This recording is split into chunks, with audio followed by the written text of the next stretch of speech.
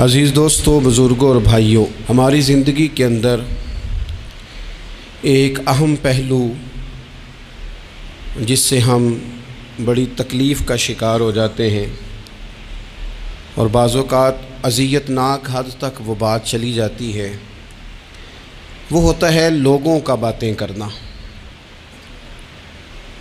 لوگ ایک دوسرے کے بارے میں تبصرہ کرتے ہیں، گفتگو کرتے ہیں۔ اگرچہ اسلام نے اسے بڑا ناپسند کیا اور غیبت کو زنا سے زیادہ بدتر قرار دیا، لیکن معاذ اللہ ثم معاذ اللہ لوگ پھر بھی اس اخلاقی کمزوری کا شکار ہو جاتے ہیں اور لوگوں کے بارے میں گفتگو کرتے ہیں۔ پھر لوگوں کی وہ باتیں جب ہم تک پہنچتی ہیں، جس کے بارے میں بات کی جا رہی ہوتی ہے، جب اس تک پہنچتی ہے تو وہ شخص بڑی اذیت کا شکار ہو جاتا ہے۔ وہ ذہنی تکلیف میں بھی آتا ہے، کرب میں بھی مبتلا ہوتا ہے، اور بعض اوقات خدا معاف فرمائے تو بعض لوگوں میں مایوسی بھی پھیل جاتی ہے۔ آپ قرآن مجید فرقان حمید کو دیکھیں تو اللہ تعالیٰ نے قرآن مجید میں فرمایا کہ وَإِذَا قِيلَ لَهُمْ آمِنُوا كَمَا آمَنَ النَّاسُ، جب منافقین سے کہا جائے کہ اس طرح ایمان لاؤ جس طرح کے باقی لوگ ایمان لائے ہیں، یعنی صحابہ کرام، قالوا تو وہ کہتے ہیں انؤمن کما آمن السفہاء، ہم اس طرح ایمان لے آئیں جس طرح معاذ اللہ یہ بیوقوف ایمان لائے، ان کی طرح ایمان لے آئیں۔ الا انہم هم السفہاء، اللہ فرماتے ہیں خبردار ہو جاؤ یہی بیوقوف ہیں، ولکن لا یعلمون، لیکن یہ جانتے نہیں۔ انہیں اس بات کی خبر، ان لوگوں کو جو کائنات کے بہترین لوگ ہیں زمین پر، انبیاء کے بعد صحابہ، ان کو لوگوں نے بیوقوف کہہ دیا، باتیں کر دی۔ آپ قرآن مجید دیکھیے سورہ قلم کے اندر اللہ تبارک و تعالی نے اس بات کا بھی جواب ارشاد فرمایا ہے، جب لوگوں نے کہا تھا کہ معاذ اللہ حضور تو مجنون ہے، تو اللہ نے فرمایا محبوب آپ رب کے فضل سے مجنون نہیں ہیں، بلکہ اللہ نے آپ کو خلق عظیم کا مالک بنایا ہے۔ وَإِنَّكَ لَعَلَىٰ خُلُقٍ عَظِيمٍ، لوگ بات کرتے ہیں اور کر جاتے ہیں اور شوق رکھتے ہیں تبصرہ کرنے کا۔ تو میں نے بہت سارے لوگ ایسے زندگی میں دیکھے ہیں جو لوگوں کی باتوں کی وجہ سے اذیت میں آ گئے، تکلیف کا شکار ہو گئے۔ اور میں اور آپ تو کسی کھاتے میں نہیں، حضرت ابوبکر صدیق رضی اللہ تعالیٰ عنہ جیسے لوگ، افضل البشر بعد الانبیاء بالتحقیق حضرت صدیق اکبر۔ آپ قرآن مجید 30ویں پارے کی تلاوت میں یہ بات دیکھیں گے کہ جب حضرت ابوبکر صدیق نے غریب غلاموں کو خرید کر آزاد کرنا شروع کیا، حضرت بلال حبشی کو، حضرت عامر بن فہیرہ کو اور کچھ غلاموں کو خرید کر آزاد کیا، تو لوگ کہنے لگے کہ یہ بلال نے کبھی کوئی احسان کیا ہوگا ابو بکر پر، تبھی تو خرید کے آزاد کیا ہے، ورنہ کیا ضرورت تھی اتنے پیسے لگانے کی، کوئی تو بات ہوگی۔ اللہ تعالیٰ نے اس کا بھی قرآن مجید میں اعلان فرمایا ابو بکر نے جو کیا ہے رب کی رضا کے لیے کیا ہے۔ تو گفتگو کرنا، بات کرنا، لوگوں کا اتنا یہ خطرناک مزاج ہے، ایک جملہ کہہ کے لوگ سائڈ پہ ہو جاتے ہیں، بندہ بیچارہ ساری رات تڑپتا رہتا ہے، ایک فکرے کا تبصرہ کر کے لوگ کونے میں چھپ جاتے ہیں، اور کسی آدمی کے لیے وہ اسے سولی پہ لٹکا جاتے ہیں، اپنی زبان کے تیروں سے لوگ پریشان کرتے ہیں۔ پہلے تو اللہ سے یہ معافی مانگیں کہ رب اس جرم سے ہمیں محفوظ فرمائے۔ اور اب تو لوگوں کی زبانیں اتنی لمبی ہو گئیں کہ وہ صحابہ تک چلی گئی ہیں، اہل بیت نبوت تک چلی گئیں۔ تبصروں کے شوق میں لوگوں نے یہ دیکھا ہی نہیں کہ میری حیثیت کیا ہے اور میں بات کس کی کر رہا ہوں، میری اوقات کیا ہے اور میں تبصرہ کس پہ کر رہا ہوں۔ بے باک ہونا اور بات ہے اور بدتمیز ہونا، ان دونوں میں فرق ہوتا ہے۔ تو میرے عزیز، ایک تو اس سے پرہیز کریں، اور پھر دوسرا، اب ہوتا کیا ہے، ہم اس کا نفسیاتی اثر لیتے ہیں، ہم اس کا اثر لیتے ہیں۔ میں اکثر کہتا ہوں سارے لوگ ہی کانوں کے کچے ہوتے ہیں، کچھ تھوڑے زیادہ ہوتے ہیں، کچھ تھوڑے کم ہوتے ہیں، اور بعض لوگ کہتے ہیں اتنے لوگ فلانے بندے کی بات مانتے ہیں۔ تو میں نے کہا دنیا میں تو آج بھی کافر زیادہ ہیں، کافر زیادہ ہیں، شیطان کے پیروکار آج بھی تو زیادہ ہونا کوئی حق کی دلیل ہے ہمیشہ؟ یہ کیا بات ہوئی کہ فلانے کی اتنے لوگ بات مانتے ہیں؟ یہاں تو میں نے یہ دیکھا ہے اس معاشرے میں کہ جھوٹے سے جھوٹا آدمی، اس کے بھی فالور ہوتے ہیں، دغے باز سے دغے باز بندہ، اس کے بھی گویوں کے فالور، اداکاروں کے فالور، فلانے کے فالور۔ اس کا یہ تو بھئی انسان کا مزاج ہے، ہر بندہ کانوں کا کچا ہے، کوئی تھوڑا زیادہ کچا ہے، کوئی تھوڑا کم کچا ہے، تو باتیں تو ہوگی، لوگ منہ میں زبان رکھتے ہیں تو گفتگو تو کریں گے۔ اب یہ اثر لینے والے پہ ہے کہ وہ اس کا اثر کس طرح کا لیتا ہے۔ ہمارے ہاں بڑے بڑے سمجھدار لوگ نفسیاتی ہو جاتے ہیں، بڑی بڑی سمجھدار خواتین نفسیاتی ہو جاتی ہیں، میری ساس باتیں کرتی ہے، میری نند باتیں کرتی ہے، مجھے فلانا باتیں کرتا ہے، مجھے فلانا۔ بھائی باتیں، جس کے منہ میں زبان ہے اس نے بات تو کرنی ہے۔ اب آپ نے کیوں یہ دعویٰ کر لیا ہے کہ آپ اتنے اونچے چلے جائیں کہ آپ کو بات ہی کوئی نہ کرے؟ کیا حرج ہے اس میں؟ اگر کوئی آپ کو بات کر دے تو کیا ہیں ہم؟ کسی نے کر لی تو پھر کیا ہوا؟ اس کا اتنا اثر قبول کرنا کہ ساری رات سونا ہی نہ، پریشان ہو جانا۔ اور بعض لوگ ایسے ہیں جنہیں اتنی باتیں نہیں ہوتی جتنی انہیں ٹینشن ہوتی ہے، یعنی وہ دو بندے کونے میں کھڑے ہیں تو میری ہی بات کر رہے ہیں، اور بھائی کوئی اتنا اہم نہیں ہے، انہیں کوئی اور کام بھی ہو سکتا ہے، تیری بات ہی انہوں نے کرنی۔ بلا وجہ لوگ سمجھتے ہیں کہ میں بڑا اہم آدمی ہوں، وہاں بھی مجھ پہ تبصرہ ہو رہا ہے، یہاں بھی ہو رہا ہے۔ اس پہلو سے باہر آئیں، اس کمپلیکس سے نکل آئیں۔ ابن حزم کہتے ہیں کہ مصر میں ایک تاجر بڑا کامیاب ہو گیا تھا، بڑا کامیاب تاجر ہو گیا۔ تو زندگی میں جتنے لوگ بھی کامیاب ہوتے ہیں ان سے حسد ہوتا ہے، اس سے بھی اس کے ارد گرد کے لوگوں نے حسد شروع کیا۔ اب تاجروں نے پلاننگ کی کہ اسے خراب کیسے کرنا ہے۔ وہ ایک دن اپنے گھر سے نکلا، سفید کرتا سفید پگڑی باندھ کے باہر۔ اب 5-6 لوگوں نے پہلے سے منصوبہ بندی کی ہوئی تھی۔ ایک صاحب اسے ملے، کہنے لگے ماشاءاللہ آج تو سفید کرتے پر سبز امامہ، سبز پگڑی بڑی ہی اچھی لگ رہی ہے۔ تو وہ ہنس کے کہنے لگا لگتا ہے آپ سو کے اٹھ کے آئے ہیں، پگڑی تو میری سفید ہے۔ اس نے کہا چلو پگڑی تو سبز ہی ہے، باقی آپ نہیں مانتے تو آپ کی مرضی۔ وہ آگے بڑھا، تو اب چونکہ پلاننگ تھی تو ایک شخص اور ملا، اس نے کہا کیا بات ہے، سفید کرتے پر آپ کا پیلے رنگ کا امامہ کیا جچتا ہے۔ اس نے کہا یار کو خدا کا خوف کر، ہنس کے کہا کیا ہو گیا، تیری اینک کا نمبر تو نہیں تبدیل ہونے والا ہوا؟ اور بھائی میں نے تو سفید کرتا اور سفید ہی امامہ باندھا ہے۔ اب 2-3 لوگوں کی دفعہ تو وہ مسکرایا، لیکن وہ ڈھیر سارے لوگوں نے منصوبہ بندی کی تھی۔ وہ جب چوتھے کے پاس گیا تو اس نے بھی کہا کہ کیا بات ہے سفید کرتے پر پیلے رنگ کے امامے کی۔ اس نے کہا پیلا کہاں ہے؟ اب وہ غصے ہونے لگا۔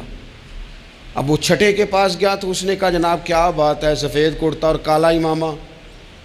اب وہ غصے میں اتنا باولا ہوا کہ پہلے ہنسا پھر رویا، پھر اسے سمجھ نہ آئی کہ دکان کا تالا کس چابی سے میں نے کھولنا ہے۔ بس وہ شام ہوئی تو اس بیچارے کو بچوں نے روڑے مارنے شروع کر دیے۔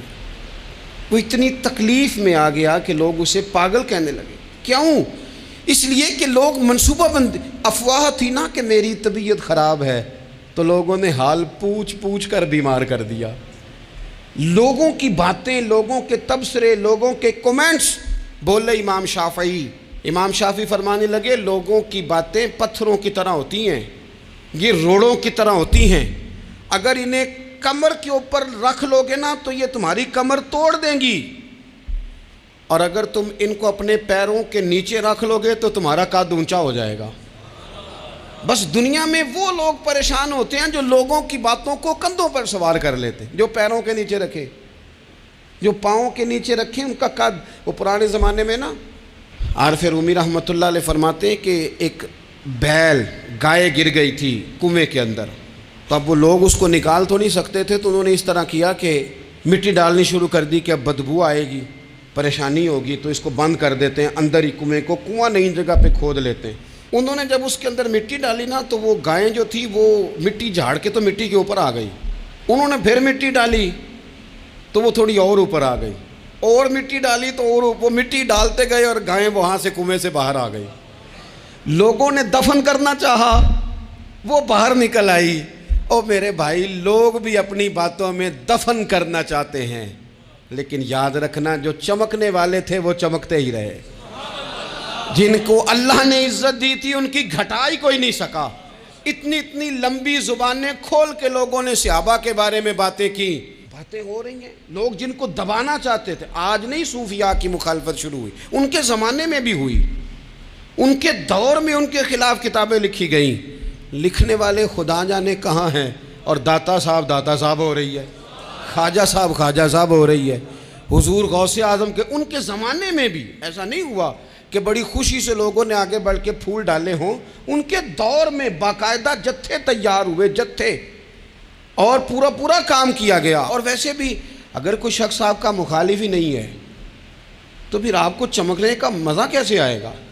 کوئی تو مخالف ہو نا، کوئی تو ہو نا جو کوئی بات کرے۔ دیکھیں نا، اگر اندھیرا نہ ہو، رات نہ ہو، تو بلب کی کوئی اہمیت رہ جائے گی؟ یہ چمکتا ہی تب ہے جب اندھیرا زیادہ ہوتا ہے۔ ہم کہتے ہیں اندھیرا ہو گیا، اور بھائی تجھے چمکنے کا موقع دیا ہے اندھیرے نے، تجھے اس نے عروج دیا، تندی باد مخالف سے نہ گھبرا اے عقاب، یہ تو چلتی ہے تجھے اونچا اڑانے کے لیے۔ تو باتوں سے پریشان نہ ہو۔ میں نے کہا کہ اگر آپ باتوں کا پہاڑ بنا کے اوپر سوار ہو جائیں گے نا تو قد اونچا کریں گی باتیں۔ جو بندہ ڈسکس ہونے لگ جاتا ہے وہی تو مشہور ہوتا ہے، اسی کی تو بات ہوتی ہے۔ دیکھیں کیا ہوتا تھا بھلا مکے میں، کوئی بندہ باہر سے آتا تو ابو جال اسے کھڑا کر کے کہتا حضور کے پاس نہ جانا، تو کہتا پتہ تو کروں بھلا نبی پاک کے پاس کیا ہے، پتہ تو کروں بھلا حضور کے پاس کیا ہے۔ تو جن سے تعارف نہیں ہونا تھا وہ بھی تعارف کرا رہے تھے رسول پاک کا۔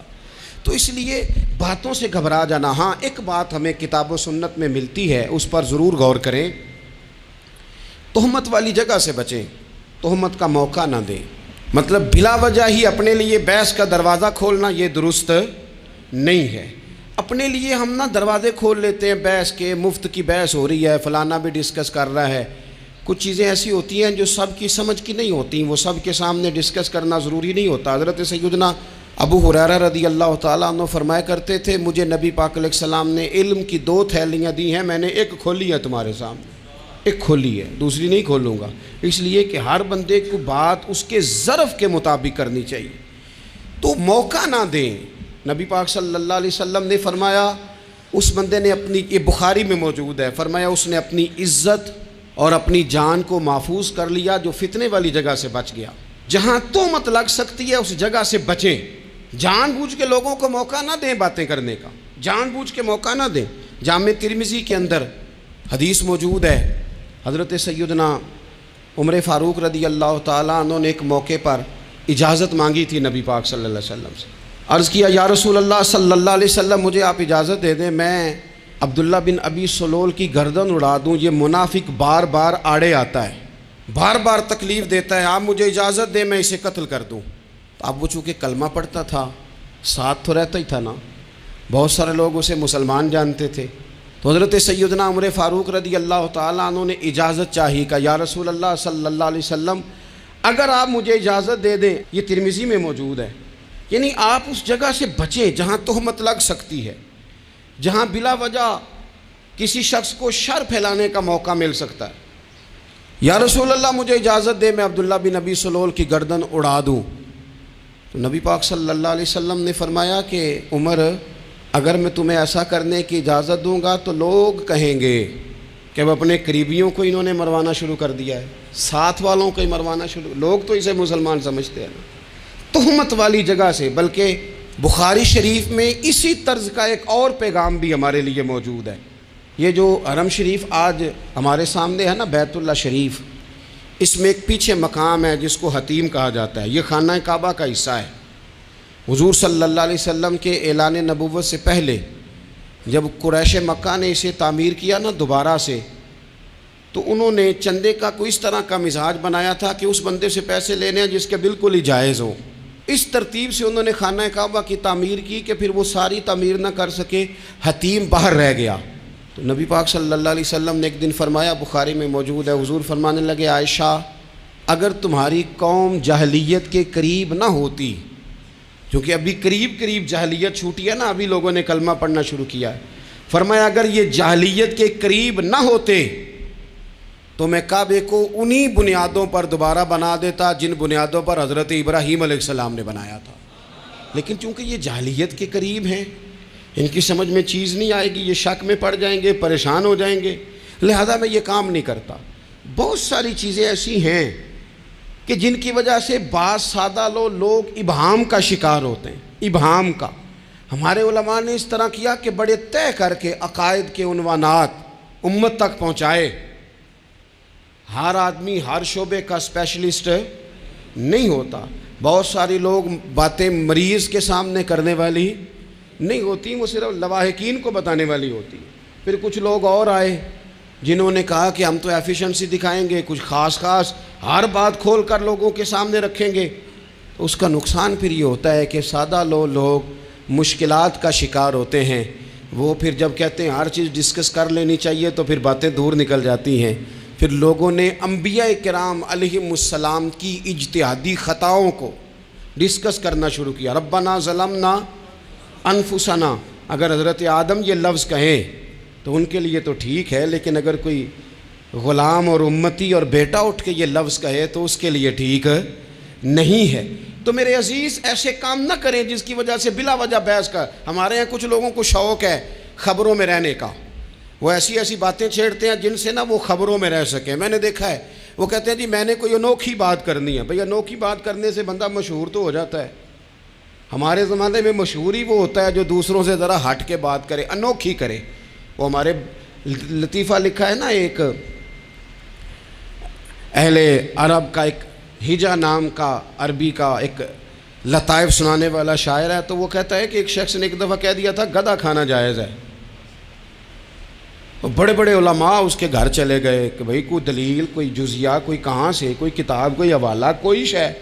اس نے کہا روز آؤ گے ایک بندے کو بتاؤں گا، کٹھا اسٹیج لگاؤ، ایک ہی دفعہ حوالے دیتا ہوں، روز نہیں دیے جاتے۔ وہ اسٹیج لگ گیا، دنیا جمع ہو گئی، جنہوں نے کبھی ٹائم نہیں نکالنا۔ تو یہ ذرا انوکھی بات جو کر رہا تھا، تو سارے لوگ آ گئے، تو وہ اسٹیج پہ چڑھا تو کہنے لگا مجھے جانتا کوئی نہیں تھا، چلو اب بدنام جو ہوں گے تو کیا نام نہ ہوگا، اب قیامت تک کہو گے تو صحیح نا۔ وہ اس مولوی دے گھر جنہیں ایک بار آکھیا نہیں سی گدھا کھانا جائز ہے، چلو بدنام جو ہوں گے تو کیا۔ تو بہت سارے ایسے لوگ ہیں جو ہیں بدنام، پر چلو نام تو ہو گیا نا، بدنامی صحیح، شرارت صحیح، شیطانیت صحیح، لیکن نام تو ہو گیا۔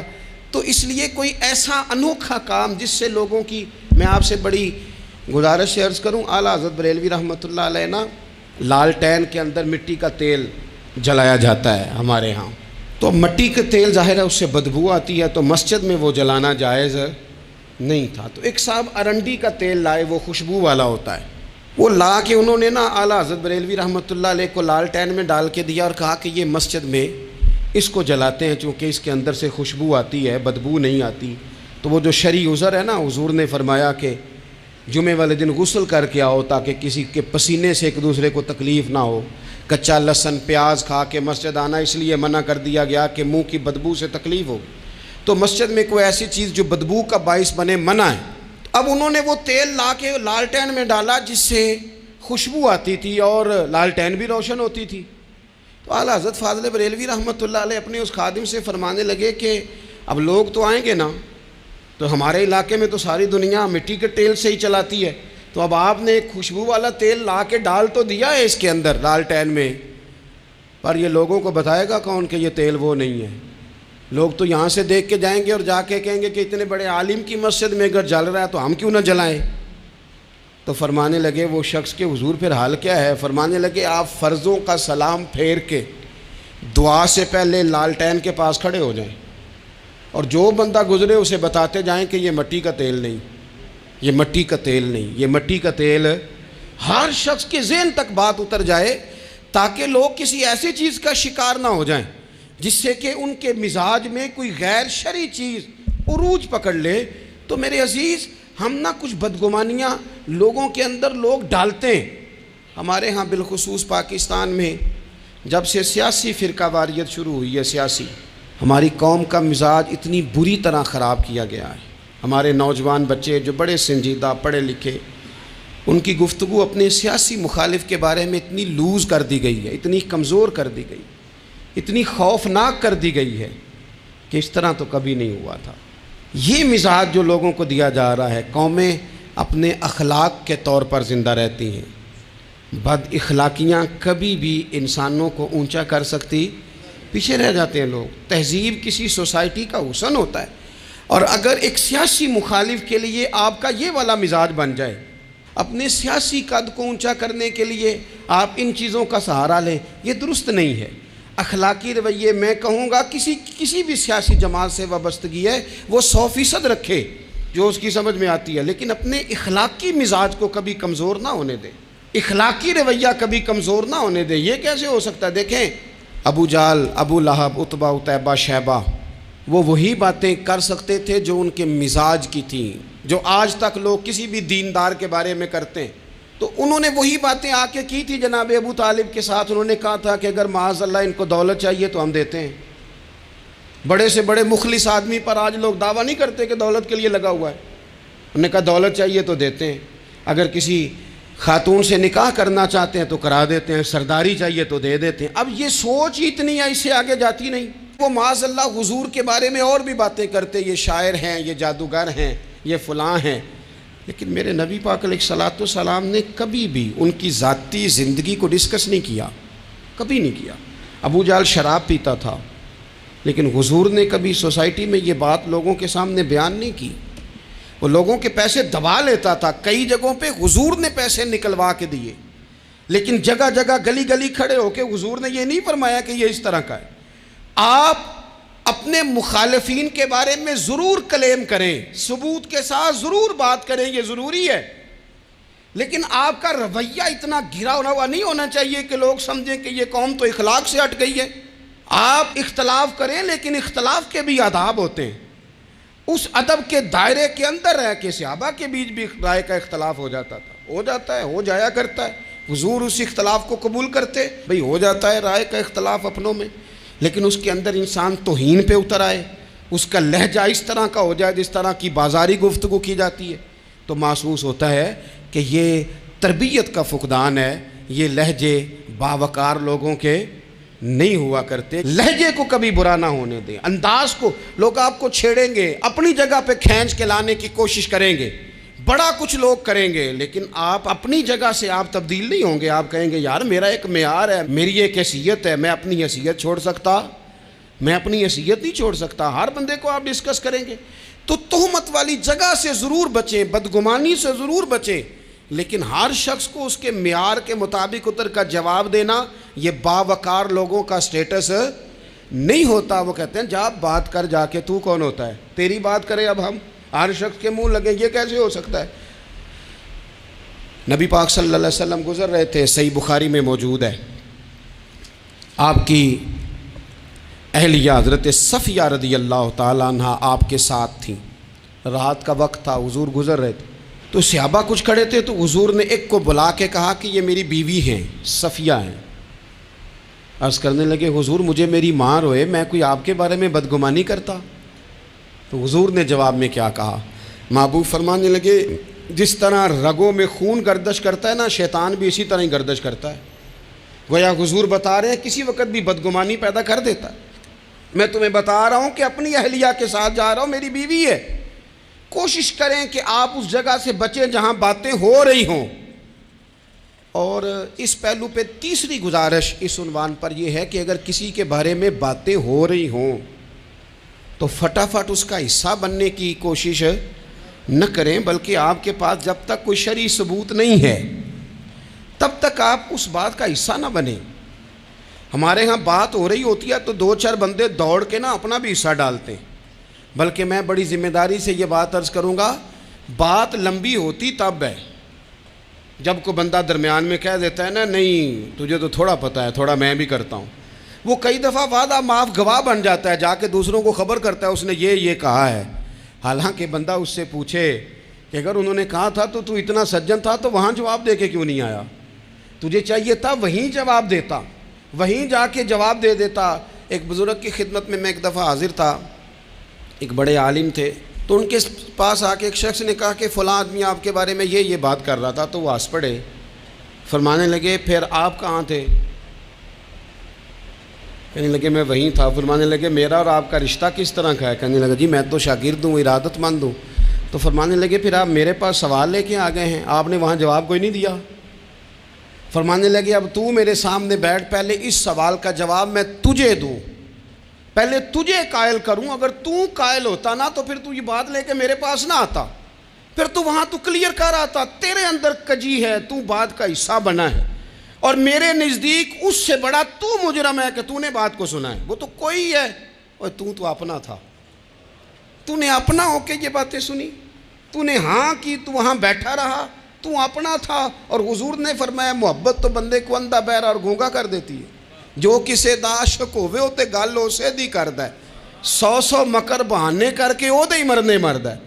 تو نے سن کیسے لی؟ تیرے کانوں نے گوارا کیا؟ پہلے تو مطمئن ہو نا، تو اگر مطمئن ہوتا تو بات آگے وہیں جواب دے کے آتا، جب تو ہی غیر مطمئن ہے تو میں کسی اور کو کیا جواب دوں؟ تو مدد کریں اپنے بھائی کی اس معاملے میں کہ اگر آپ کلیئر ہیں تو پھر آپ اسے وہیں کلیئر کریں، کہیں یار میری بات سن، یہاں تک تو بات ٹھیک ہے، اس بات کا میں گواہ ہوں، یہ ہو سکتی نہیں۔ اور نبی پاک کا یہ طریقہ ہے، مسند امام احمد بن حنبل میں حدیث موجود ہے، حضرت عبداللہ ابن مسعود رضی اللہ تعالیٰ عنہ، کمال آدمی حضرت عبداللہ ابن مسعود، حضور نے فرمایا عبداللہ ابن مسعود سے قرآن سیکھا کرو، یہ اسی طرح پڑھتے ہیں جس طرح میرے اوپر نازل ہوا تھا۔ حضرت عبداللہ ابن مسعود کو نبی پاک علیہ السلام نے فرمایا درخت پہ چڑھ کے ذرا میرے لیے مسواک تو اتار دو۔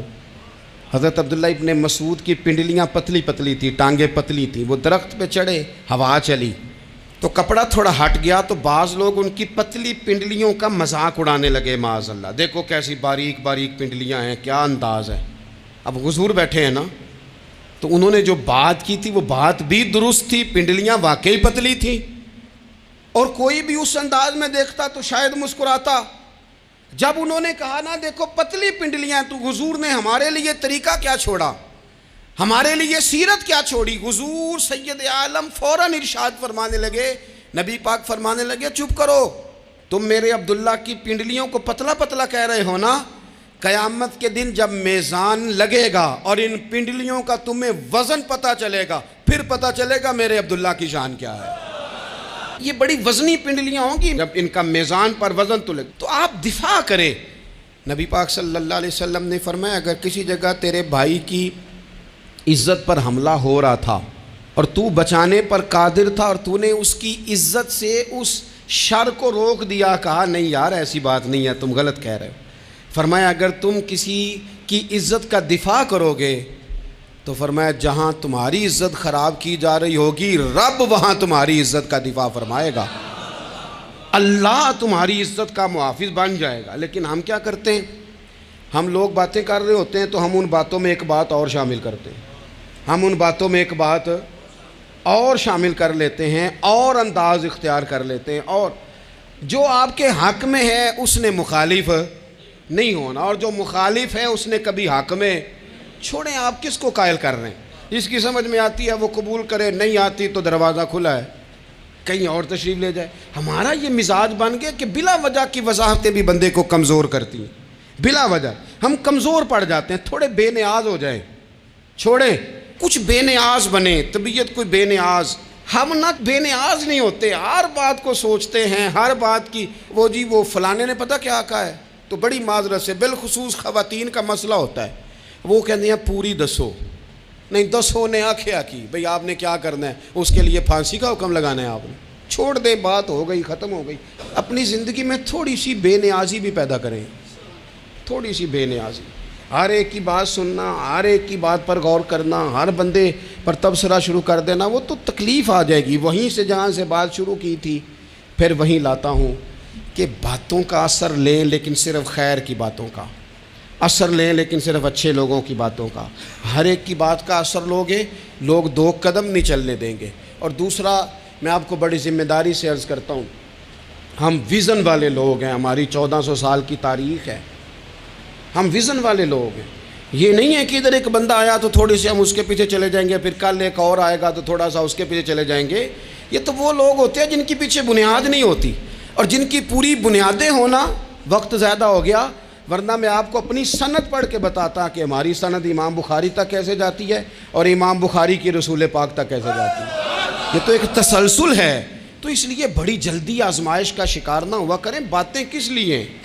جو بندہ ویلا ہے اس نے بھی 4 باتیں تو ہر بات کا اثر نہ لیں۔ بالخصوص جوانوں سے کہتا ہوں، ٹارگٹ اچیو کرنے کے لیے سب سے پہلے تو مقاصد کا تعین کرے، جانا کدھر، اور پھر اس پہ لگ پڑے۔